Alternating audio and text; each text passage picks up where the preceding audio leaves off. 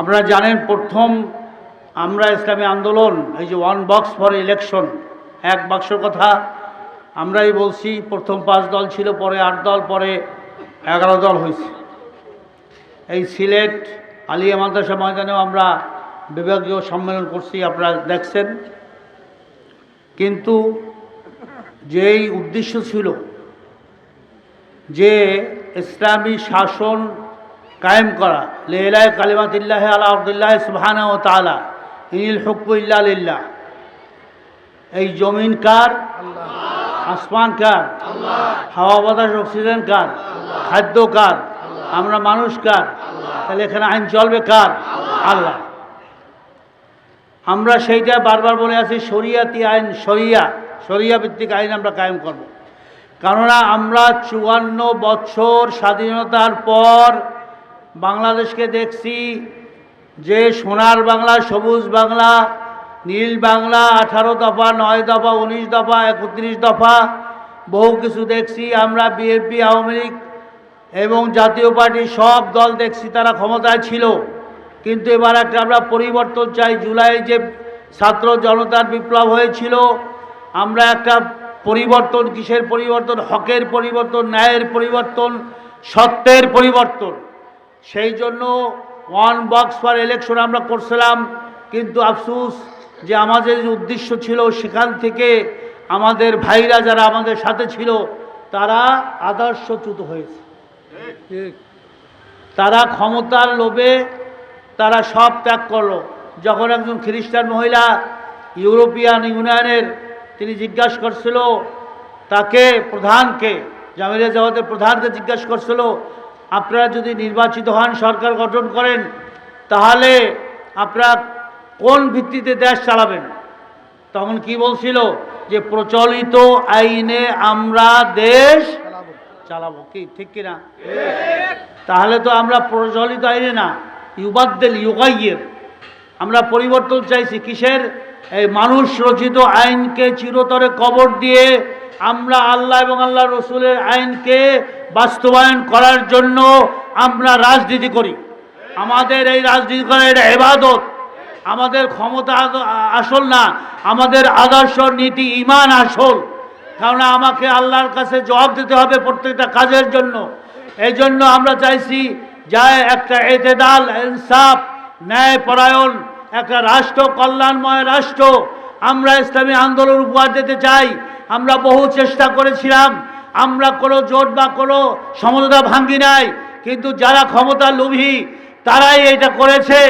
আপনারা দেখতেছেন যে আমরা বহু চেষ্টা করছি যে এই জোট বা এই সমঝোতা থাকুক, কিন্তু ক্ষমতার লোভে তারা, এখানে তো এক ভাই বলেই গেলেন যে এমবিসি যাইয়া এই কথা বলে আসছে মডারেট ইসলাম। ইসলাম তো কোরআন হাদিস অনুযায়ী যা বলছে সেইটাই, আল্লাহ যা বলছে সেইটাই চালাতে হবে। পর্দা তো ফরজ, এটা তো আপনি করি না। কে করছে পর্দা? আল্লাহ করছে।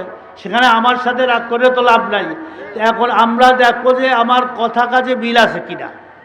কথা কাজে মিল না থাকলে সেটা আপনারাই বলেন। আমরা চেষ্টা করি ঐক্যের জন্য। আমরা শরিয়াতের বাইরে যাই ঐক্য করবো না, শরিয়াতকে রেখে ঐক্য করব। শরিয়াতের বাইরে যাই তো হবে না।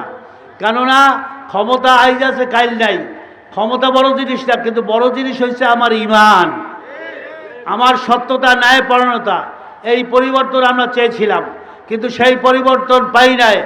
আজকাল 12 ফেব্রুয়ারি যে নির্বাচন হতে যাচ্ছে, এখানে আপনারা জানেন যে বিএনপি আছে, এই 10 দলীয় জোট আছে, আমরা আছি। কিন্তু বিএনপি বলছে আমরা শরিয়া মতো কোনো দেশ চালাবো না, আমরা শরিয়া বিশ্বাসী না। কি বলে না বিএনপি? তারপরে আমাদের যে 10 দলের নেতা সেও বলছে যে না, আমরা হলে এখন শরিয়া আমরা চালাবো না, শরিয়া অনুযায়ী দেশ চালাবো না, আমরা প্রচলিত আইনে দেশ চালাবো। কি সত্যটা মিথ্যা? বলছে না, বলে নাই? তাহলে আমরা তো এইটা চাই নাই। আমরা চাইছি পরিবর্তন, নতুনত্ব। আমরা চাইছি যে চেঞ্জ। সেটা কি? কোরআন সুন্নাহর আলোকে আমরা দেশ চালাবো। দেশে যে দুর্নীতি, চুরি, রাহাজানি, ধর্ষণ, খুন, ব্যাংক লুট, সন্ত্রাস থেকে শুরু করে, চাঁদাবাজি থেকে শুরু করে, কোনোটা মামলাবাজি থেকে শুরু করে, কোনোটা কম আছে সিলেটে, কি সারা বাংলাদেশ অবস্থা কি? সব জায়গায় চলছে না চাঁদাবাজি, লুট তরাজ, খুন খারাপি? তো ওইটার পরিবর্তন চাইছিলাম যে কোরআনের শাসন যদি থাকে তাহলে কেউ এগুলো করবে না। আপনার সৌদি আরব গেছেন, মদিনায় মক্কায় গেছেন, যখন আজান দেয় মুয়াজ্জিন, আজানের পরে স্বর্ণের কোটি কোটি ডলারের স্বর্ণ একটা শুধু কাপড় দিয়ে ঢাকে চলে যায়, চুরি নাই। কারণ কি? বিচার আছে। আমাদের দেশে বিচার নাই। আমাদের দেশে বিচার আছে, সব কিছু যে থাকে পাওয়ারে তার কথা মতো চলে। তা আমরা এই যে পরিবর্তন চাইছিলাম, সেহেতু আমরা এই যে আপনাদের সবচেয়ে বড় ফ্যামিলি, দিদি ফ্যামিলি হযরত মাওলানা রেদওয়ানুল হক চৌধুরী রাজু ভাইকে, তার ফ্যামিলি ব্যাকগ্রাউন্ড আমরা চাই, যেখানে অনেকে দাঁড়াইছে, কিন্তু একটা জিনিস হচ্ছে কথা কাজে মিল না থাকলে তাকে কি বলা হয়? কি বলা হয়? তা এখানে এরা ইসলামকে সিঁড়ি হিসাবে ব্যবহার করতেছে, ক্ষমতায় যাওয়ার সিঁড়ি। ক্ষমতায় যাওয়া দরকার, কিন্তু ক্ষমতা বড় না আমার ঈমান আদর্শ বড়? আমার আদর্শ থেকে আমি পদচ্যুত হব না। এই জন্য ইসলামী আন্দোলন বাংলাদেশ এখন একাই আমরা ইসলামের পক্ষে, শরিয়াতের পক্ষে। কি হবে সেটা আমার ব্যাপার না। আমি কি করলাম আমার জবাব আল্লাহর কাছে দিতে হবে। সেহেতু আমাদের হকের উপরে থাকতে হবে, ইসলামের উপরে থাকতে হবে, শরিয়াতের উপরে থাকতে হবে।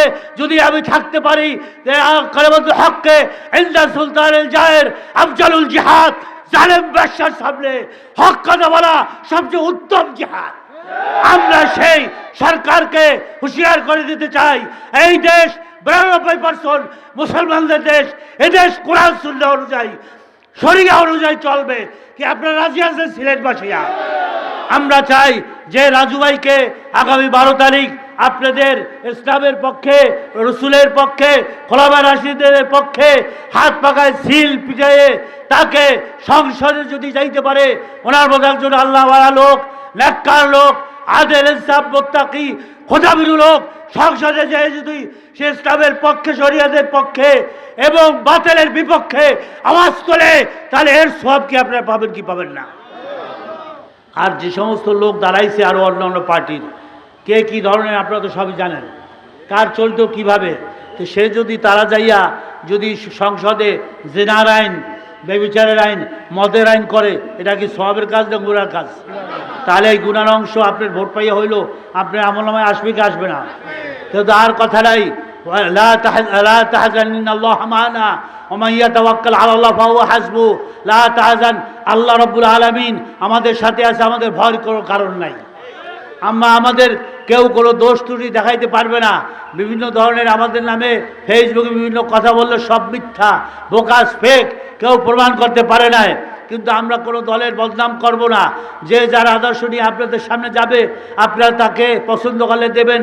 এবং আমাদের যে এই রাজু ভাই, তিনি কেমন আপনারা জানেন, এই এলাকাবাসী সবাই জানে, তাকে ভোট দিলে সেটাও আমি মনে করি যে ইসলামকে দেওয়া হলো, কোরআন হাদিসকে দেওয়া হলো, আল্লাহ এবং আল্লাহ রসুলকে দেওয়া হলো, এটাও কিয়ামতের দিন আমাদের নাজাতের একটা উসিলা হবে ইনশাআল্লাহ। তা শোন, আমরা আর কোনো ভুল এবং কোনো ভেদাভেদ ভুলে আমরা আল্লাহর খাঁটি বান্দা এবং রসুলের খাঁটি উম্মাত হিসাবে আমাদের দায়িত্ব, আমাদের হকের সাথে থাকতে হবে। আমি একটা কথা বলে শেষ করব। যেমন আপনারা জানেন, যখন নমরুদ ইব্রাহিম আলাইহিস সালামকে আগুনের ভিতরে ফালাইছে, আগুনের ভিতরে ফালানোর পরে আগুন চারিদিকে জ্বলতেছে, তখন ব্যাঙ যাইয়ে প্রস্রাব করে পানি দিতেছে আগুনে, যাতে পানি নিভে যায়। তখন সবাই জিজ্ঞাসা করে, হে ব্যাঙ, তুই যে পানি দাও সেটা তো ইব্রাহিম আলাইহিস সালামের আগুনের কুণ্ডলিতে যাইয়ে পৌঁছে না। কলে আগুনের কুণ্ডলিতে পুষুক বা না পুষুক, আল্লাহ এবং আল্লাহ রসুল দেখুক। আমি আল্লাহ এবং আল্লাহ রসুলের পক্ষে আছি। আপনার আমার সিল ভোট হবে আল্লাহ এবং আল্লাহ রসুলের খুশি করার জন্য। তারা নাজাত পাওয়ার উসিলায় আল্লাহর হাবিবের সুপারিশ ছাড়া আমরা কেউ জান্নাতে যাইতে পারবো? তাহলে একটা ওয়াদা দিতে চাই, কারা কারা আল্লাহ এবং আল্লাহ রসুলের পক্ষে আছি, তার বাক্সে আছি? আল্লাহু আকবার। আমরা আল্লাহ এবং আল্লাহ রসুলের বাইরে যাব না। আসুন, আমরা আমাদের এই ভোট দিয়ে আমরা কেউ গুনাহগার হইতে চাই না, আমরা নেকের সাথে থাকতে চাই। এইটা আমরা আল্লাহর কাছে ওয়াদা করতেছি। ইনশাআল্লাহ যত ঝড় তুফান, বালা মুসিবত আসুক, আমাদের উপরে যত জুলুম আসুক, অত্যাচার আসুক, আমরা হকের পথ ছেড়ে আমরা কোনোদিন অন্য দুনিয়াদারি কোনো পক্ষে যাব না। এইটাই আমাদের নাজাতের উসিলা হবে। এই জন্য আগামী 12 তারিখ আপনাদের মূল্যবান ভোটকে আমাদের হাত পাকা মার্কায় দিয়ে রাজু ভাইকে জয়যুক্ত করে ইনশাল্লাহ সংসদে পেরে হকের পক্ষে ইনশাল্লাহ আপনারা সবাই ভূমিকা রাখবেন। এই হাত পাকা প্রতীক যার দ্বারা আমরা ইনশাল্লাহ এই সমাজের রাষ্ট্রের সমস্ত দুর্নীতি, সমস্ত অন্যায়, সন্ত্রাস এবং চুরি চাঁদাবাজি চিরতরে ইনশাল্লাহ আমরা বিদায় দেব ইনশাল্লাহ। কি আপনারা সবাই রাজি আছেন? আল্লাহ কবুল করুক। আপনাদের কাছে ওনাকে ইনশাআল্লাহ সপোর্ট করে আল্লাহ রাব্বুল আলামিন ডাকতেছেন।